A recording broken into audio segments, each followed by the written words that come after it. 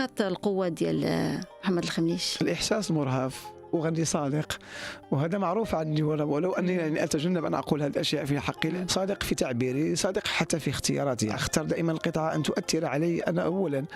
إذا أحببت القطعة أغنيها، ولكن أن تفرض علي القطعة من أجل مثلا الناس، لا. أنا أقول دائما أن الفنان يجب أن يغني ما يحبه، حتى الناس إذا كانت لا تحب تلك القطعة ستحبها بعد استماعها مما اختارها لنفسه، لأنه سيكون صادق في تعبيره أو في كيفية تسويقه لتلك المادة. هذه النقطة فعلا كاين حقيقة، لأنه مثلا في التراث المغربي هناك كثيرون يغنون يعني التراث المغربي، لكن هناك بعض القطع ولا بعض القصائد اللي كتبغيها بصوت فنان معين، وهي نفسها يغنيها واحد آخر ما لاحظت يعني شوف مادة معروفة تراثية يغنيها عموم الفنانين، ولكن تحب أن تستمع من بين قوسين من فنان فلاني، لأنه يعطيها حقها ويؤديها بروح ويعبر عنها كما هي. لأنه في الغالب ما يعني سورتو الفنانين اللي كيكونوا كيأديو التراث أو مادة تراثية كيف ما قصدتي، كيكونوا يعني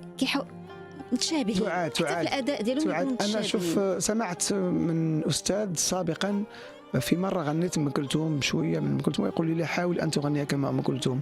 أنا الآن أجيب عن هذا الكلام الذي دار بيني وبينه. أنا لا أحب أن يعيد نفس الطريقة. الذي يجب أن يكون في الإعادة هو احترام قاعدة اللحنية التي كتبت على اللحن، كيفية التعبير للقصيدة، لأن القطعة بعض الأحيان أو في غالبية الأحيان تكون القطعة فيها 5 مقامات 4 مقامات. لماذا هناك 5 مقامات في قطعة؟ لأن حتى الشاعر أو الملحن يلحن على حسب القصيدة، فهناك تعبير يستحب أن يكون في مقام الرصد، وهناك مقتطف فيه البيات. فالتعبير الكتابي له دور كامل في التعبير اللحني، يعني يجب أن يكون هناك انسجام ما بين اللحن والتعبير اللغوي. لأن لا كان التعبير مثلا إذا غنيت في مقام الصبا، هو مقام الحزن، يمكن أن أغني مثلا أن أقول مثلا أهلا بوردك يا ربيع، أهلا بنرجسك البديع.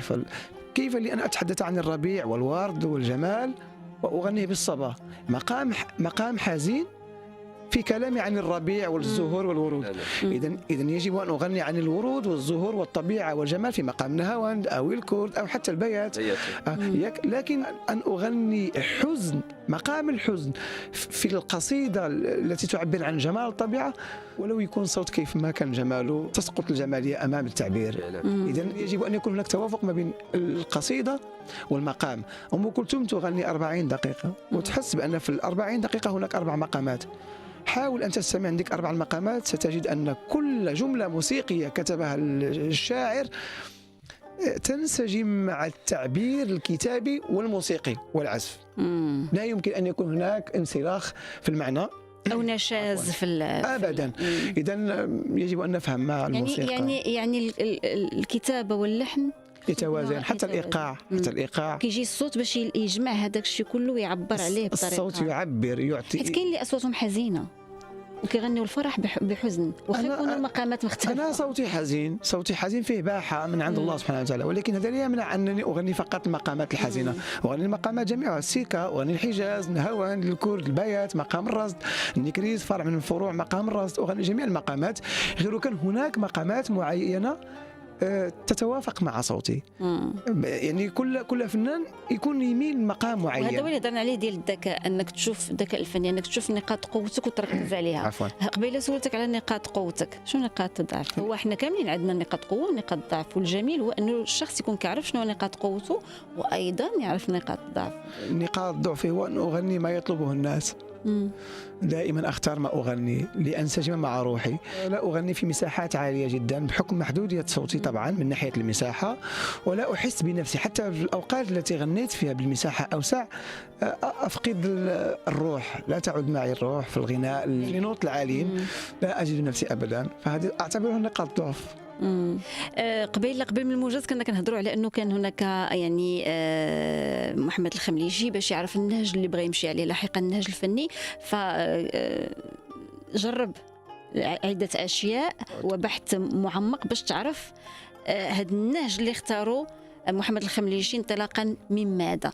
قربنا من هذه الابحاث اللي درتي، وشنو المجهودات اللي درتي، وشنو النهج اللي في الاخر استقريتي عليه؟ بديت بأم كلثوم ومحمد عبد الوهاب ورياض السنباطي وصالح عبد الحي وصلاح الدين كبارة، صباح فخري، أديب الدايخ، علي محمود.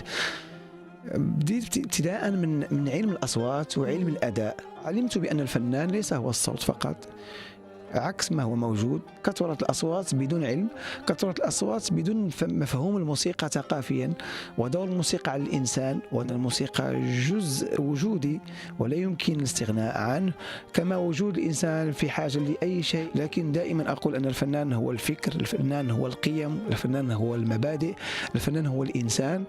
بدون هذه الركائز، إنما الفكر والثقافة ونشر المعلومة الصحيحة، مساهمة في بناء جيل معطوب فكريا نوعا ما، معطوب حتى تذوقيا. لا توجد موسيقى سوية الآن.